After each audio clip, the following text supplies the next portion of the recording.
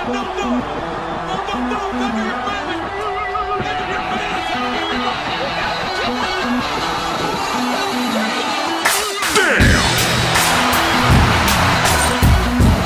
up! There's been a lot of sports writers and sports centers flapping their yaps about us getting soft. Detective. Hulk Hogan, we coming for you, nigga. This fat son of a bitch, he's challenged all of us. He's been world champion before, and he's been in 15, 20 years. This fat son of a bitch is gonna call us all out.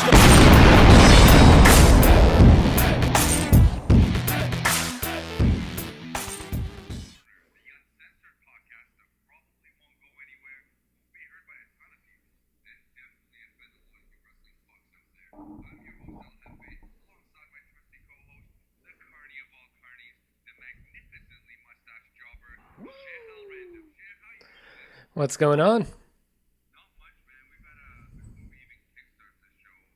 We've received a lot of bad news today. Yeah, no, it's been a sad day. Let's just get to it. I don't even feel like talking about anything else. Let me light this blunt. I usually light it the second we start the show, but because this is for my unemployed jobbing homies, this one's for you. Moment of silence. Oh, jeez.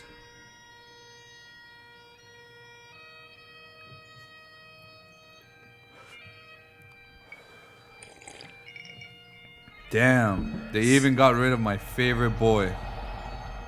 Sandow, my boy. So, if people don't know, it's spring cleaning for WWE. They do it every spring. And today, we heard the unfortunate news that Alex Riley's been released. Oh, Lord! El Torito has been released. Not Torito. Hornswoggle has been released. Who? Santino Marella has been released. That one shocked me. I didn't know he was still employed. And then, Zeb Coulter has been released. Thank God. He's brutal. Shocking. Wade Barrett released, but he kind of said he didn't want to renew his contract months ago. And he's already tweeted a message that he decided he wanted to leave. I feel bad because I kept calling him a quitter, yelling at his face at the last pay-per-view. He kind of is. But finally, the shocker, Damien Sandow. Oh, Jesus. Or as I call him now, Damien Sad now. Not him, man. I just recently found out his parents were Lebanese, too. His last name's Haddad. It's crazy. Nobody wants these Syrian refugees, man. Oh. Nobody. Oh. It's a Not sad Sandow. day. Anybody but Sandow. It's the craziest one because this is the guy who got over when they gave him shit. Like the definition of an amazing jobber. You know what the crazy part is? I saw something online on Twitter. If you haven't followed us on Twitter, by the way, it's twitter.com or our handle Jobbers Corner. That's Jobbers Corner. So join us, follow us, do all that shit. But anyways, I saw this picture on there that showed a picture of Sandow that says, "Got myself over and now I'm fired." And then there's a picture of Roman Reigns that says, "Can't get over, but I'm the WWE champion." No. But it's the truth. If there's one guy who got over and they gave him a shit hand, and one guy who can't get over and they give him every opportunity. Dare I say it's the Samoan screw job? Yeah, we can call it that. There's definitely it the Samoan screw job. Hashtag that. Samoan some screw weird job. Thing WWE has for Samoan wrestlers where they get away with anything. I think it's the Rock's pull. Well, he literally walks in swinging his dick everywhere, which he should because he is the definition of legendary. Yeah. But Sandow, man, he was the unofficial fourth brother of the New Day.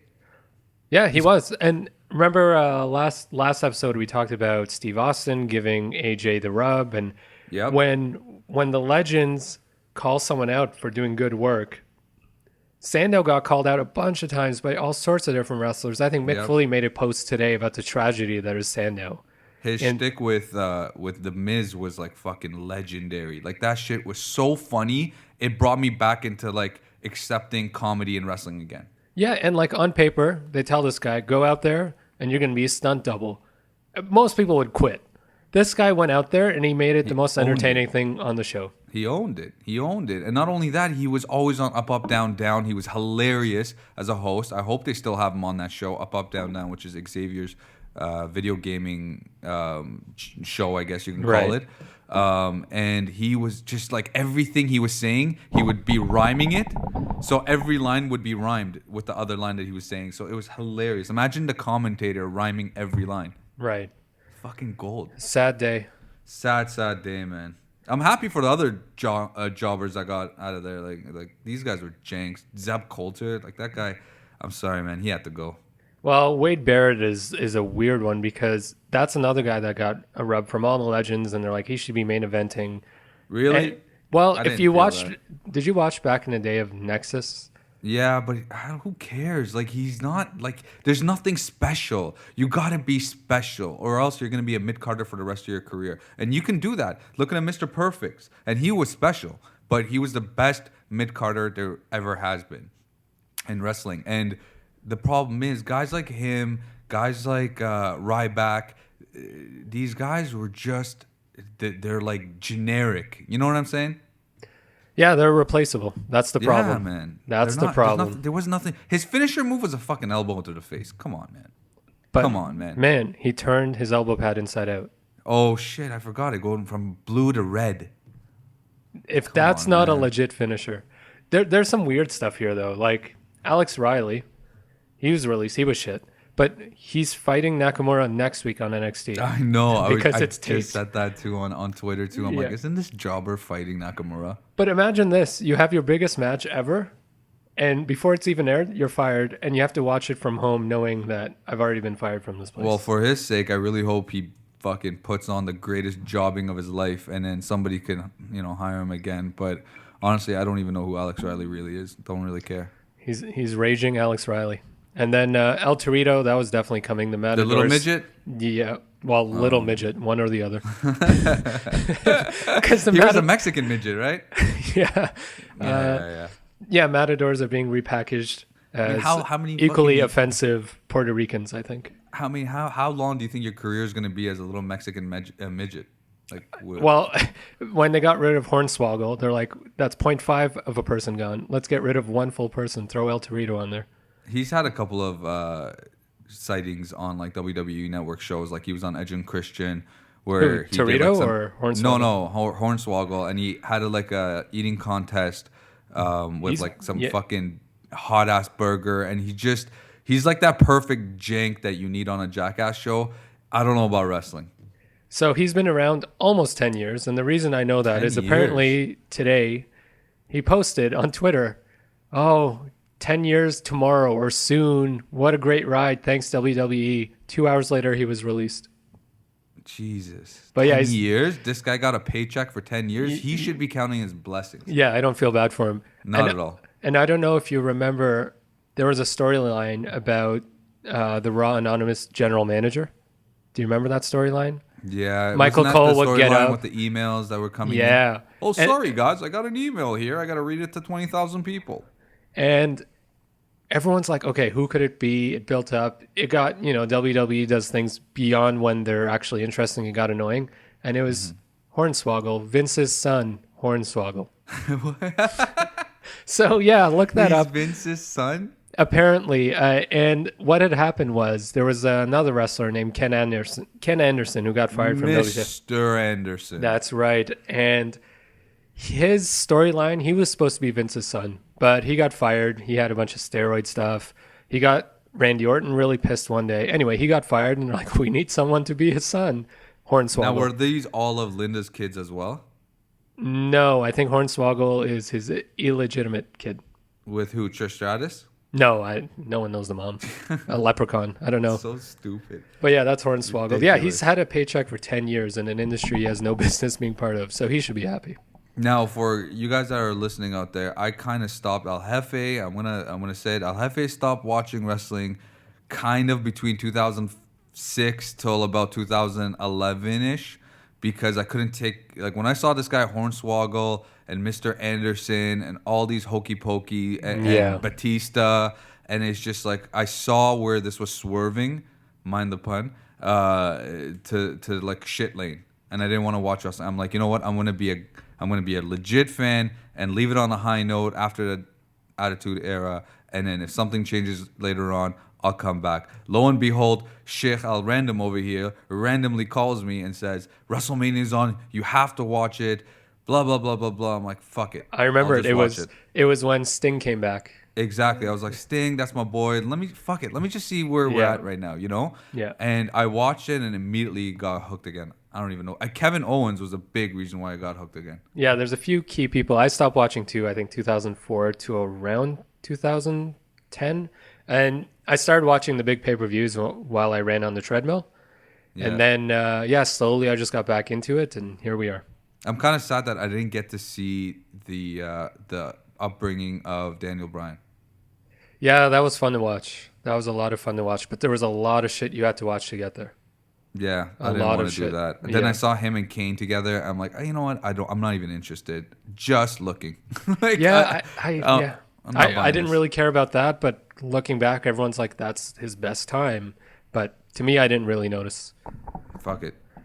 So I know. By the way, we're not gonna have an episode this Tuesday.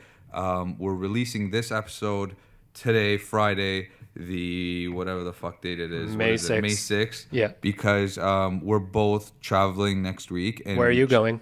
I'm going to Lebanon. Oh. How long are you gone? I'm going for like a week. I'm going for a wedding. I can't wait. It's going to be incredible. I haven't been to the Middle East in God knows how long. So it's going to be a lot of fun. It better not be a one-way trip. I don't want to see some shit on the news. No, but you know what the shitty part is? I can't really smoke anything down there. I don't know. I don't want to fuck with their police. I don't want to. You know what I mean? I want to come back and do more podcasts. So, and I don't really like drinking too much. It's not my thing. I don't know when to stop. That's the problem. So, I don't know what I'm going to do down there. As long as you come back, because I can't do the show alone. No. I'll come back. It would be dope if I did it from a Lebanese jail, though. If they don't worry, good guys. Wi-Fi. I just got to call this guy named Sheikh Al Random and talk wrestling with him. Oh, he knows the Sheikh. He knows the Sheikh. He knows the Sheikh. He knows him. He knows him. Call him. Sorry, my brother. Go. No, it's going to be awesome. Yeah. But because we can't do a Raw recap, what are we doing?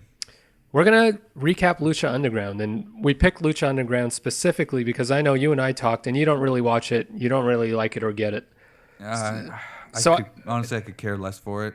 So I thought, hey, why don't we watch that? At least it'll be interesting to hear your thoughts on why you don't like it. So we didn't watch this week's episode. We watched last week's, which is April 27th. And I picked that one specifically because it had the most of the whole roster on it. Yeah, definitely did. There was only two matches. So Lucha Underground is a 1-hour show. It's on El Rey Network in the U.S., so a lot of people can't see it legally. So you have to find streams. And this is its second season. They do things differently. They're not like other wrestling companies. Well, I guess WWE, where they don't have an off season. They really look at it as a TV show. So they have seasons, and they tape everything ahead. And they don't have pay-per-views. More storyline driven is what you're saying, basically. They've gone away from, hey, this is, a fake competition, like it's a live athletic show like Raw, to a TV show, which is hokey and has special effects and like a filter on the whole thing. And they actually hire actors to do the managers and the owners of the company, and they get actual people who work in the film industry to film it. So from my understanding, they basically said, listen, there's two parts of wrestling. There's the wrestling side, and then there's the character development, stories. And that part involves a lot of acting. Acting has to be the main priority. So instead of getting these jobbers to act out these parts, the worst managers out there that we've seen in the last 50 years of wrestling, let's hire some actors and get them to pretend to be wrestlers. Yeah, they've gone the full other way. They're like wrestling scripted, so let's treat it like a scripted show. So just to give you some background, some of the people involved, Mark Burnett, who does Survivor and The Apprentice. And that's a host? No, these are people involved in getting the show made and producing and executive producing. So it's got some big people behind it. Nice. The Mexican director, I think his name is Robert Rodriguez. He does a lot of horror stuff. Okay. I could see that in the whole production. Yeah, now you can see where it's coming from. Yeah. There's some big names in it. And most of the wrestlers, this isn't their first time wrestling. They've wrestled in Independence, WWE, or TNA, and we'll get down. I'll go through all the matches. And yeah, I recognize a bunch of them. yeah, and you will, and that's kind of the cool thing. So it's a weekly show. It's 1 hour only, no pay-per-views. So because it's taped, they have a lot of things on their side where they can go back and edit it. They can pick the perfect cuts, cut out the fat. Like there's been matches. How does that work for their live shows? Do they have any live shows? No, the only shows they have are the ones that are taped. So they So how do they don't tour? They don't tour. They don't tour at all. It's just a TV show. To my understanding, this is how wrestling makes money. Yeah, but they've gone the TV show route, so they're making TV show money through advertising and commercials, which is very limited in a channel of revenue. Like you're only getting money from television. You know what I mean? Yeah. So your lifeline is only so much. Yeah. So, but think of it about the other way. Their expenses are a lot less too because they don't have to tour. They don't have to travel. They can tape their whole season in a few weeks, and then they're set for the year. So their production budget is nothing. Their talent budget is through the roof. Well, when you look at the talent they have, it's maybe not through the roof.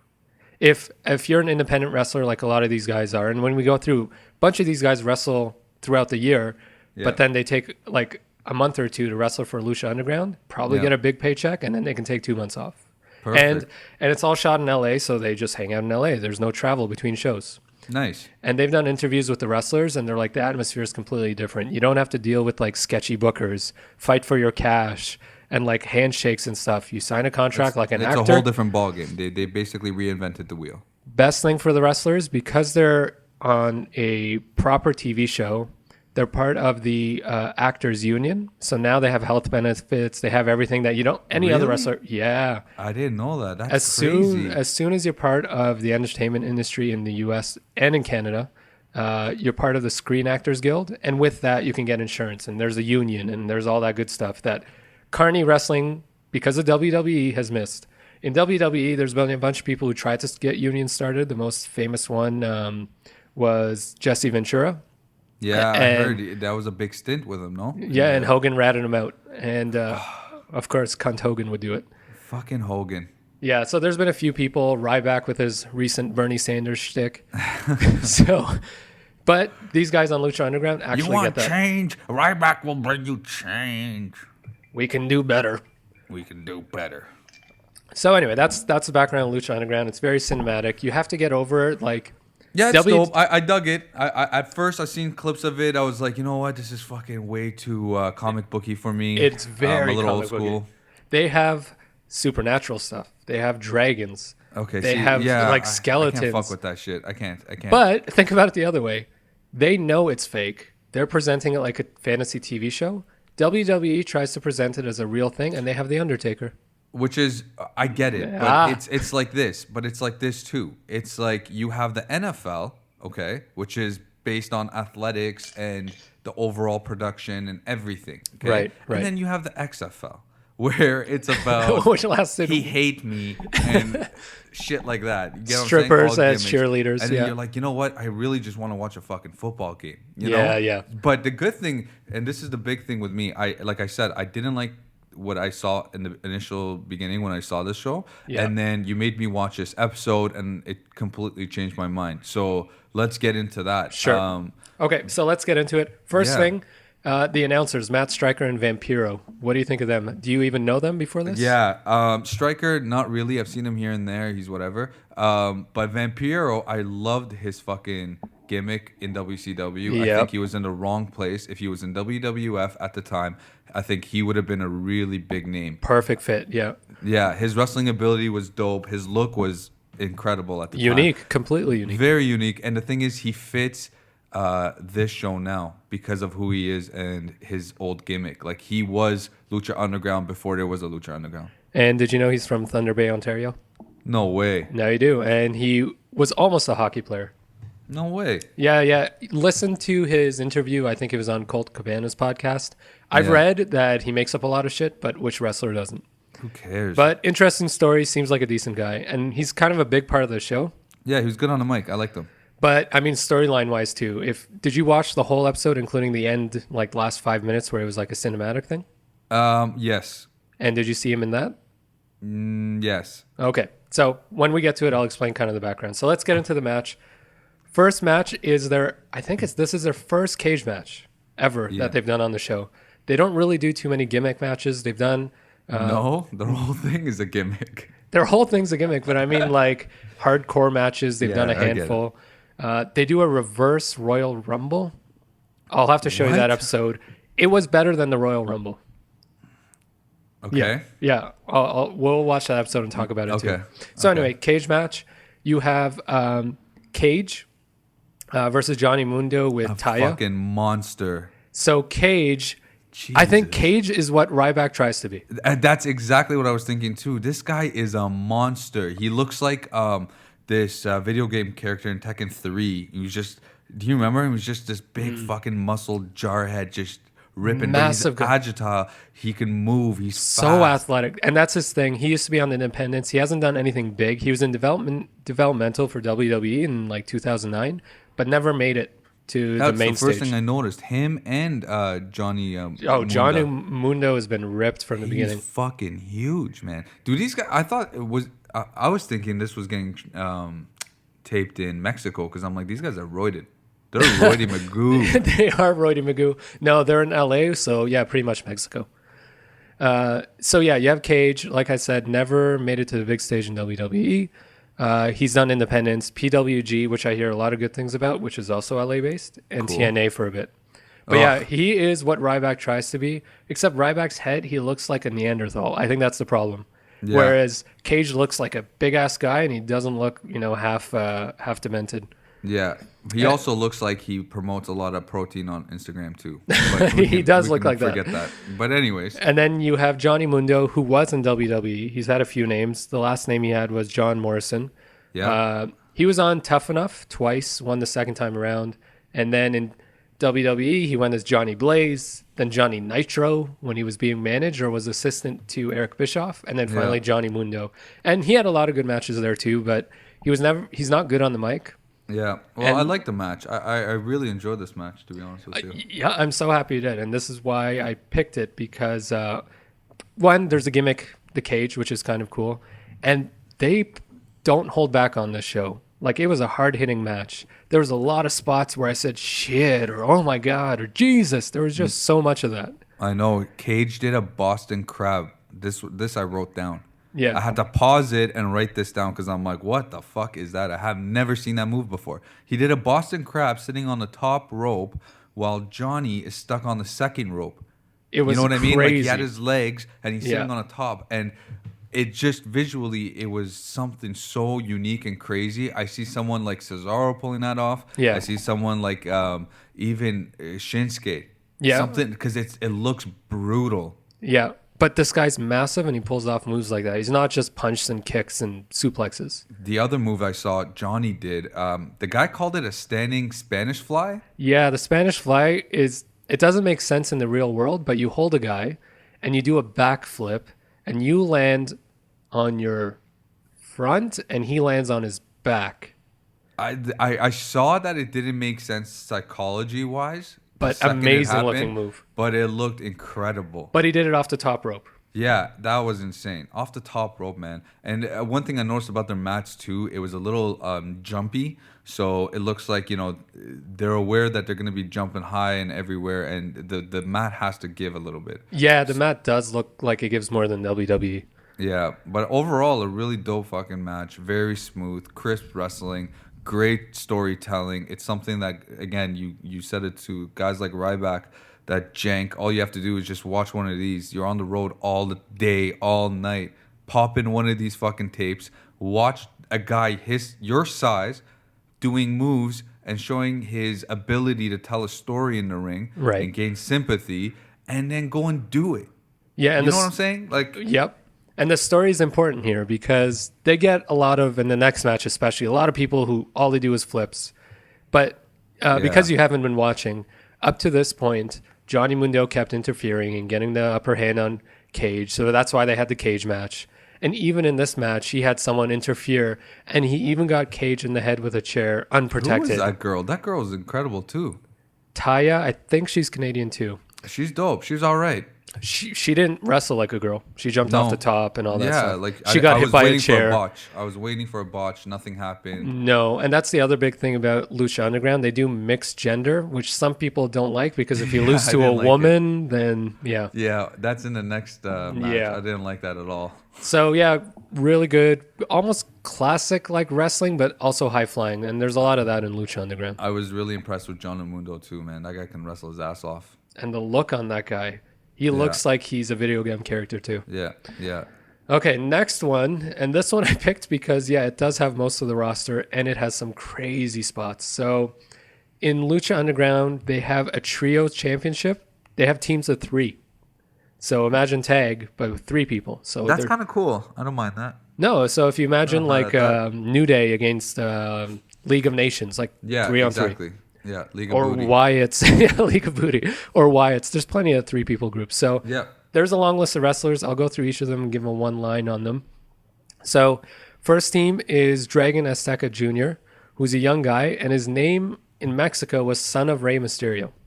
So that tells you everything. Like they actually let him use it. So there's a lot of hype behind him. He was tagging with Prince Puma, who wrestles and has been wrestling for a long time as Ricochet everywhere else. He wrestles in Japan right now. You can watch him. He is insane. If you have not seen this guy wrestle, go and YouTube him. He was very big in the first season too. He was the first champ. Fuck. Look up Ricochet. He teams in New Japan right now with Evan Bourne. He was in WWE, another crazy high flyer. They hit their finish. Bourne, wasn't it somebody else? No, he's with in New Japan. Yeah. Evan Bourne's his WWE name. I forget his real name. That's what he wrestles as.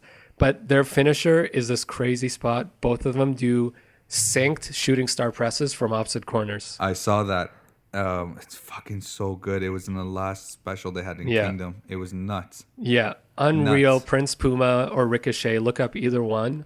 Yeah. One of the most athletic people I've ever seen. Not only that, you know how I like my outfits? This fucker came in with like this animal head on his head, and his wardrobe is insane. Yeah, that's the other really cool thing about Lucha Underground. They're crazy outfits. Like there's King Cuerno, who has like a deer head. Like, these guys have the best costumes and outfits in wrestling. Holy fuck. When you have the budget of like a proper show and people pay attention to things like that, you don't have someone walk out with a weightlifter belt that says the pre-show stopper.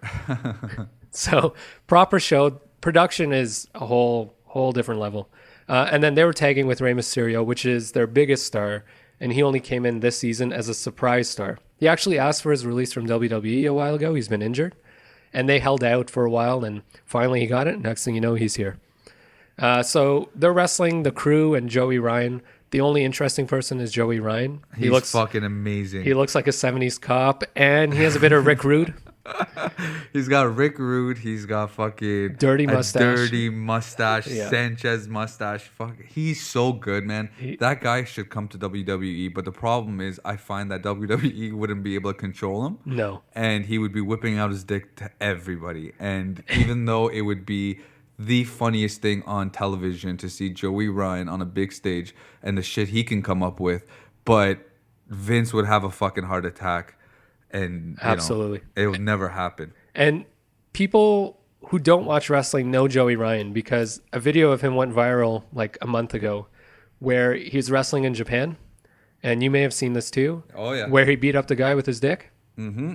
So he that's flipped people with his dick. The power of this guy's cock is so crazy that if you grab it, he hulks up and there's nothing you can do. Your hand is stuck. There's a reverse grip from dick to hand.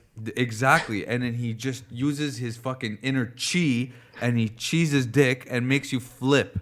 Like, it's insane. You know, saying it out loud, I'm surprised Vince hasn't signed him yet.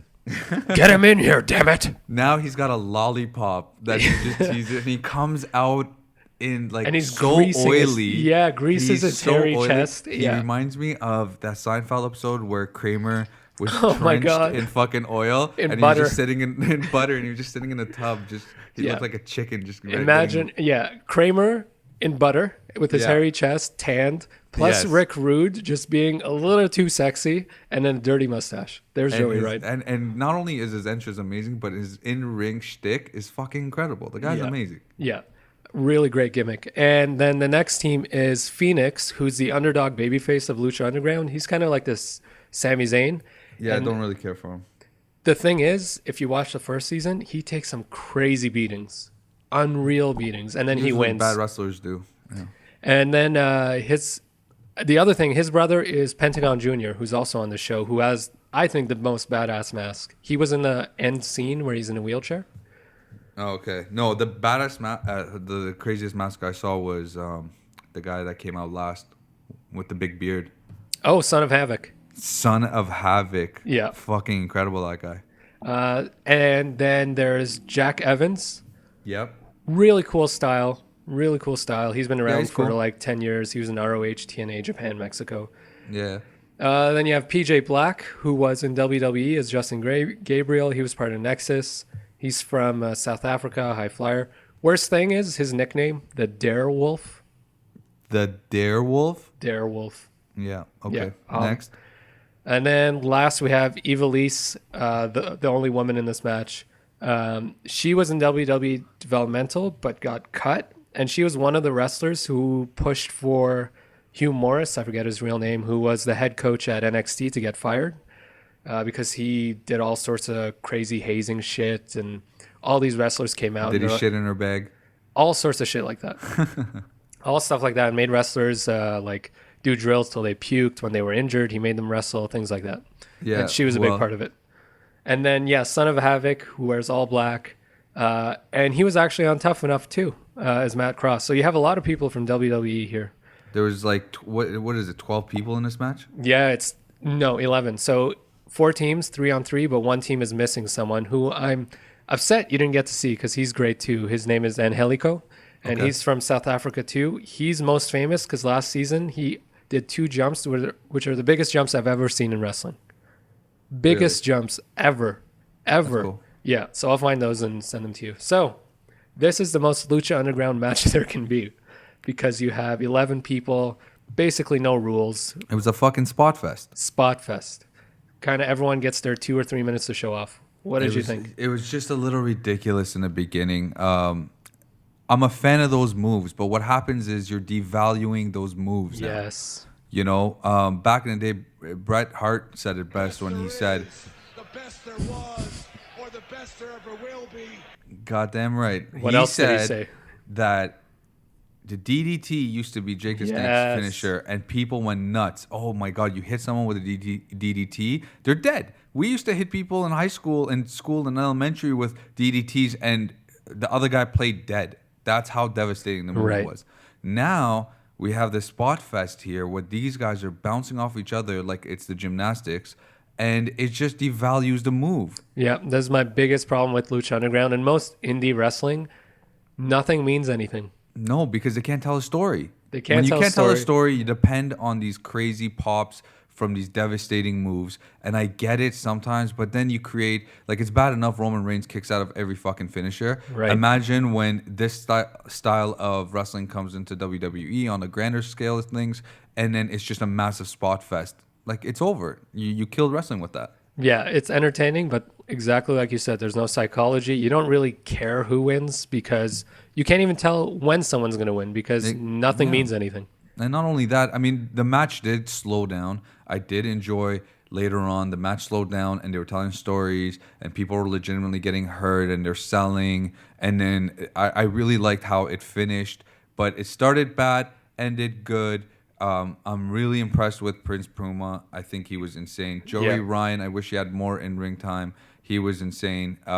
His little bit he did with the girl, it was great. Like, I loved it. I love Joey Ryan. I think he's a standout, and I think they're kind of scared to push him more because it will overshadow, like, everybody. I truly feel that. No, and I think that's true because their, like, logo is a Mexican wrestler with a mask. Exactly, not a mustache with a fucking lollipop. Yeah, so he's a great character. Maybe he'll be in the main event there. And that's the other thing about Lucha Underground. They don't have, like, mid-carders in main event. No. Which is kind of cool because everyone just wrestles everybody. Yeah, I like that. The one thing I wrote down here, too, was that I found the crowd was overreacting to everything. But remember, they're a studio audience and they're told to. Yeah, but so is NXT. And the thing is, there's times for everything. Like a neck breaker started a "This is awesome" chant when Cage was fighting Johnny Mundo. Like a neck breaker started "This is awesome." Like, what is awesome? A neck breaker? I mean, it is pretty awesome, but come on. Yeah. You know, Prince Puma is a fucking beast. He's amazing. You have to watch this guy wrestle everywhere. Watch him in Japan. Watch him if he's wrestling in a basement. Watch him in a basement. Watch him everywhere. He is crazy. Unbelievable wrestler. And he's had some great matches in Lucha Underground last season. Johnny Mundo. Their biggest heel, his name is Mil Mortes, 1,000 Deaths. This guy's a monster too, and he's had some really good matches. He wasn't on this show. The guy, son of, what's his name? Son of Havoc. Son of Havoc really impressed me too. I like his look. He really looks the part. Overall, I really like the show. I'm not gonna lie. You guys got me. I mean, I'm a new fan of Lucha Underground. I really like it. Will I be watching every week if I have the time? You know what I mean? Yeah. But it's just maybe if they tone down the storylines a little bit more. I really love the overall production, the presentation. It's a really fresh look on wrestling. But I just prefer the old school way a little bit more still. No, and that I agree 100%. And the episodes I watch, I kind of watch the internet and see when people go, "Oh, that was amazing," and then I'll watch. Yeah. It's pretty cool though. Yeah, it is. Oh, there was this other wrestler. You haven't seen him. His name's Willie Mack. Some black guy who doesn't even look like he should be a wrestler. Super agile. Yeah. So if you can, look out for Willie Mack. All right. As long as they don't have that jank hamburger. The hamburger. You've never seen this guy? His name's Hamburger. I haven't seen Hamburger. Oh my God, he's an indie wrestler. He's a skinny little black guy. He's like 120 pounds, and his whole thing is cheeseburger. Sorry, his name is Cheeseburger, not Hamburger. Easy mistake. Yeah, easy mistake. His name is Cheeseburger, and his whole shtick is cheeseburger. Like, YouTube this guy, and he's becoming like a little sensation right now because how ridiculous everything is, and I hope it doesn't get too fucking popular. Well, he might be our jobber of the week one week. So I'll look up Cheeseburger. Please. You almost threw Hamburger under the bus. I know. Poor Hamburger. Nobody. Don't mess with Hamburger. Yeah. All right. Lucha Underground gets a thumbs up. Thumbs up for me too. Probably the hardest match I ever had in my life. But I don't like it when Yes. things aren't going my way. My favorite. Here we go. Turn the tables on me. You turn the tables the wrong way. Motley Cruz, I'm coming for you. Full force. Full force.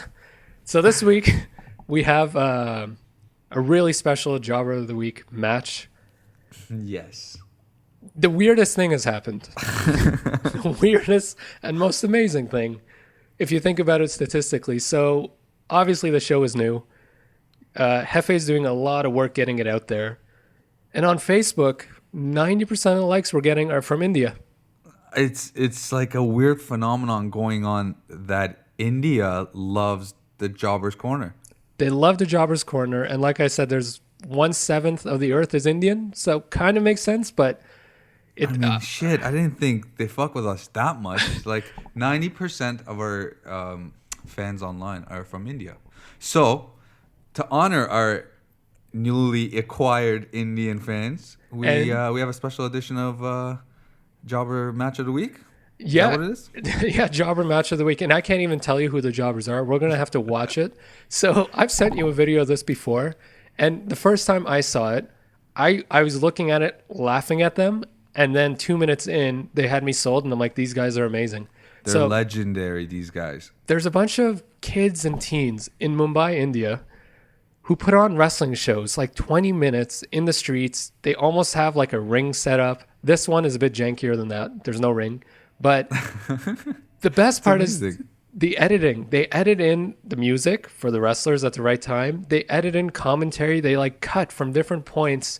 So if someone gets a pile driver, they go find a clip on the fucking internet that JR calling a pile driver and edit it for that move. So they basically spliced all these sound bites and entrance musics of real WWE wrestling footage and edited into their taped version of their matches that they're doing. And the storylines are basically based on the actual matches that happen. Yeah, it's amazing, and they've kind of taken over the internet. Again, everyone watches it looking to laugh at them like, oh, what a joke. What's their name so people can find them on YouTube?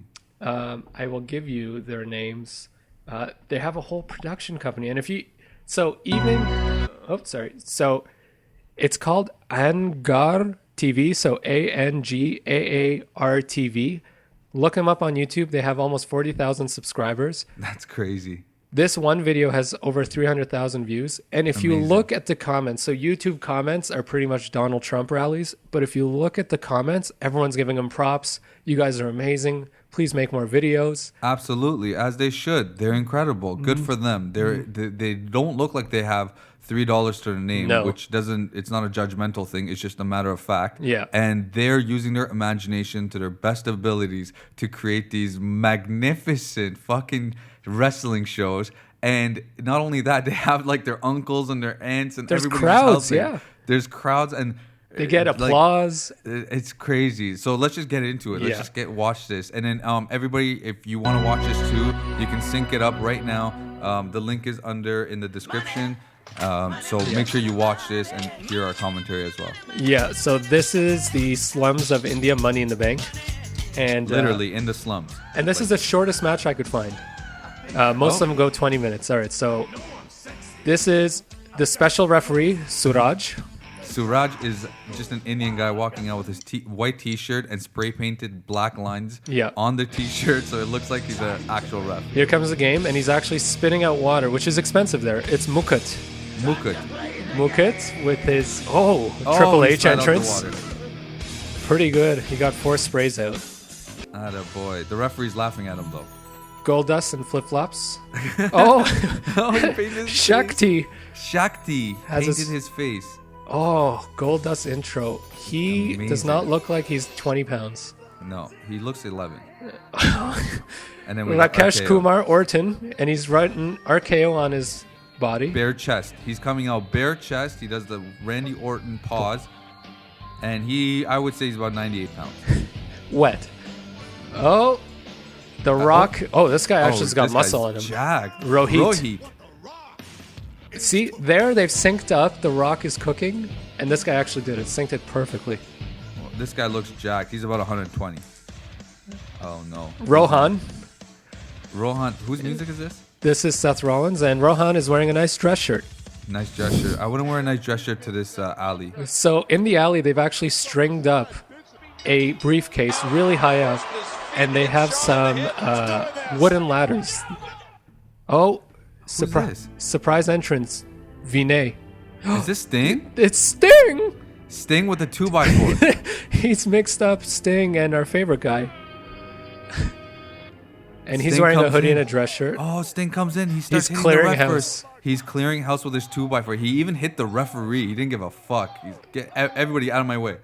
Nice dress shirt guy ran out. He didn't want his dress shirt to get hurt. And they don't have a wrestling ring. They have a bunch of pillows. And one of the biggest pillows I've ever seen. And that looks like a rice bag. They have a massive rice bag. Oh, almost a rock bottom from the Rock. That's a rice bag, man. That hurts. Now, the briefcase that says money in the bag is actually... It's like 25 feet in the air. Yeah, 25 feet, where I think you have to climb the top of the building. Yeah, double rock bottom. Yeah, so these guys now are just literally just spot fest right now. They must have watched the Lucha Underground match right before. Goldust with a spinning fist. And the audio is just as impressive as anything else. Oh, wow. All right, so Goldust is up now. So this is a Mumbai street fight.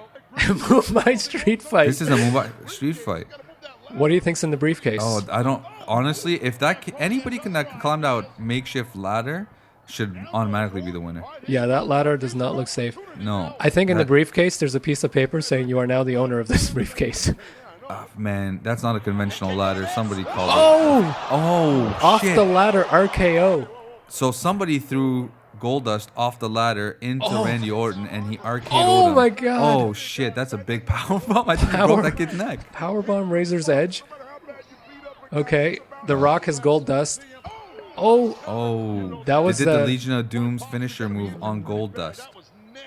Oh no, the ref is calling for a stretcher. For his uncles show up with another ladder, and they put Goldust on the ladder. He threw up the X. He threw up the X. What happened to Enzo? Shit, he's out. Goldust He's is gone. out. Goldust is out. His uncle has taken him home. Unless they're working us and he's going to run out. Oh, kip up from guy in dress shirt.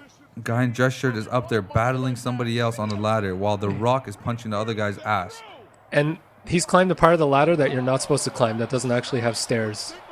Little spider monkey. Okay, everyone's down. The rear...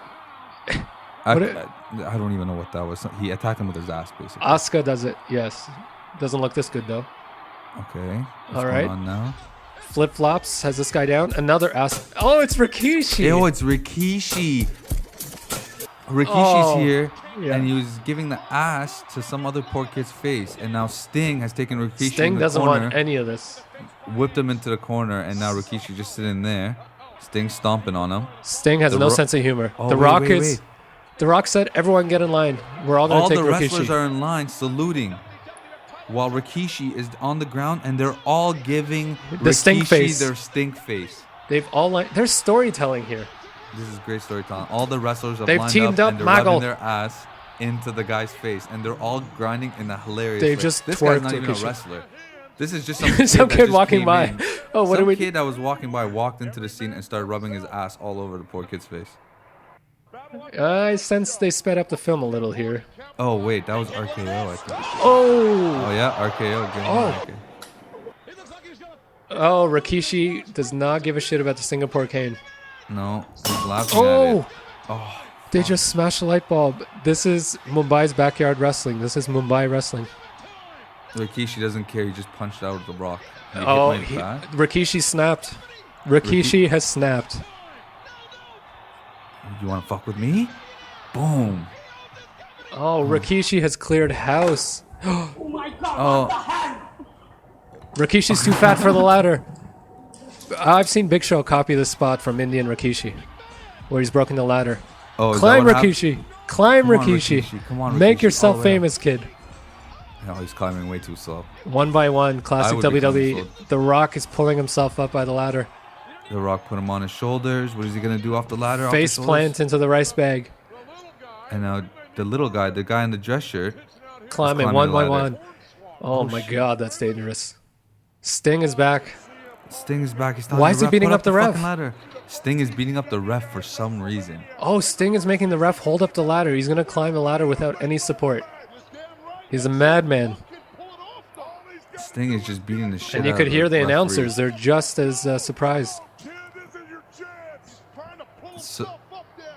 So the referee is holding the ladder as support while Sting is climbing Sting the money is- in the bag. Sting is Sting! there. Sting won it. Oh, no. The ref No, is getting hit. no. This is going to be their big spot. Oh, Sting wins. Sting won. Sting won. He wasn't even in the match. Where's the rules, man? He wasn't even in Sting the was. match. He came in. He cleared the room with a 2x4. Rock stole the money in the bank. Oh, the Rocks. That was the fucking swerve right there. Swerve. They had high spots. They had funny spots with Rikishi. What the fuck did we just watch? That was amazing. That was very entertaining. My God, what the fuck did we just watch? Those kids have a future. Rock stole the briefcase I to don't think resell the any jobber briefcase. match will ever top that. That's more entertaining than the bullshit backyard wrestling from the 90s and 2000s. Yeah, that shit was dangerous. Yeah. That wasn't cool. The Indian guys actually told stories and really The created editing was video perfect. No one was emo. editing. No. That was good Kudos, stuff. guys. Good job, you little Thank you, jinx. India. Thank you. Namaste. Yeah, thank you, India. Love you guys. Namaste, my brothers. Namaste, guys. Bologna fudge and mustard. My so-called brother here, he's got donkey thumbs for brains. Suckering succotash. It's time for promo of the week. This time we've gone back to our roots, 80s and 90s shit wrestlers. So this time we have a really good one. I don't know if it can follow up Dirty Dick. I hope it can. Dirty Dick got a lot of love from India too. Dirty Dick got a lot of love from everyone. People who Dirty don't Dick listen. Slater. The memory continues for Dirty Dick. I played his promo and kind of the story of his life to other people, and they found it hilarious. So hopefully this one can follow up. I couldn't find much of this guy except that his name is the Prince of Wrestling, and he was a manager in a female-only wrestling promotion in 1986 called Women's Championship Wrestling. So WCW, but not that WCW. And since then, I think we'll know why. Since then, he hasn't worked anywhere else. So let's listen to this promo. Link will be up. You can probably find it by looking up the most offensive promo ever. 100%. And yeah, the links will always be in the description. And we also have a playlist on the YouTube channel that shows all the jobber matches of the week that we've talked about and all the jobber promos of the week. And feel free to send us ones that we may not have. Perfect. Roll the tape. All you losers out there, shut up and pay attention because I got a lot to talk about. But first I want to say to all the women out there, stop crying, stop worrying. The prince is recovered. I'm still looking good. I'm still pretty, baby. Pretty baby. Brooke Shields still ain't got nothing on this, baby. Now, as far as those individuals responsible, Boogaloo Brown, oh my nothing God, but a little jive talking spider monkey, running around mad at the world because President Boda won't give your idiot race South Africa. Why don't you grow up, Brown, and do something you're qualified for, like shining shoes? Jesus. Despina Mantagas, the Greek bull dyke. The last time she was with a man, she was one. As far as I'm concerned, you got a she-freak over here. You got some idiot over here who thinks he's Desmond Tutu from Harlan. And together, these two psychos viciously and without any reason attack me. They split my head open. They attack my bodyguard. They attack my number one lady, Charlie Haynes. And does the WCW do a damn thing about it? Hell no. They pat him on the back, tell him they did good, and then they have the nerve and the audacity to... This guy's literally talking about his life problems right now. What the hell is the conspiracy all about? Is it because we're so much better looking than all these bimbos out there? But you know, it really doesn't matter because I'll tell you why.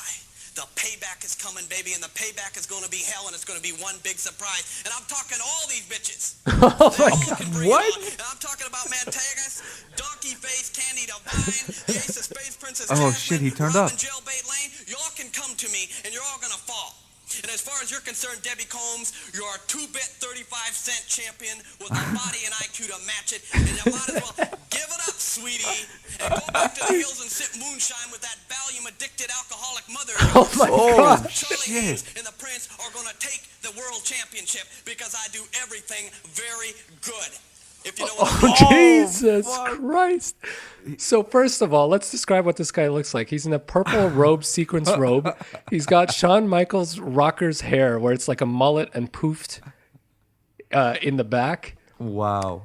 He did not take a breath. That was actually a really good promo. He did not stutter. Because it was coming from the heart. That guy had some serious fucking issues to deal with. Racist woman hating heart. Oh my God! He man. told a black guy to go back to like that. See, that came from the heart. Just the guy's angry. He's pissed off. He definitely doesn't look like a wrestler. He looks like he should work at the grocery store. He's a manager, I think. 100%. And he's just ticked off because everyone's late to work. No one's paying him any attention. Like, this guy is bonkers. Everyone gives him shit because he thinks that Jugaboo Brown should go back to shining shoes. You know what I mean? He's that type of racist. He's insane racist. Yeah. Amazing promo. Yeah. He looks like he would be like the child of like a spoiled Southern guy that... For sure, yeah. He's like, you know what? I'm going to be a wrestler and I'm just going to talk shit to everybody. Yeah, his daddy owns the company. He gets to be around all these women who wouldn't look at him otherwise. He talked about the guy's mother. Was that true? We got to find out if this guy was actually... Like you said, if it came from the heart, talking about alcohol and Valium. Valium. And he did the grossest shit at the end of his promo. His sign off on his promo is that V with your fingers where you lick through it. I can see why he got fired from an all-women's promotion. He's like, I'm really good at everything I do. Ugh. Oh my God. Damn, man. That's the 70s. That's taboo in the 70s. This is 86. He's still talking about people going back to Africa in 86. This guy looked like he was in the 70s. Yeah, he's got the hair for it. Wow. All right, Prince. Thank you for that promo. Yeah, his name is the Prince of Wrestling. The Prince of Wrestling. I hope if people can find out more info about this guy. I couldn't find anything. The only thing I could find is that he's nowhere to be seen. I would love to have that guy on the show. I just want to talk to him. I want to hear his opinions on South Africa's apartheid. I don't care about his thoughts on wrestling. Let's get some politics in here. All right, Hefe. That was good. Good show. Good show. Before we sign off, guys, please subscribe to our show on our YouTube page. It really means a lot. It gets everything going. We're going to have the show on iTunes very soon, so you can download the podcast, listen to them, all that stuff. Follow us on Twitter. It's at Jobbers Corner. Search us up. Facebook is The Jobbers Corner, facebook.com/The Jobbers Corner, and our website, thejobberscorner.com. Hit us up, let us know what you think, and we'll talk to you fuckers next time. See you next time.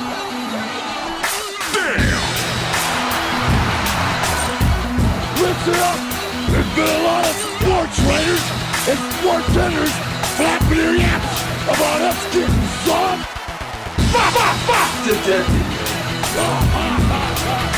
Hulk Hogan, we coming for you, nigga! This fat son of a bitch, he's challenged all of us. He's been world champion before, and he's been this 15, 20 years. This fat son of a bitch is gonna call us all out!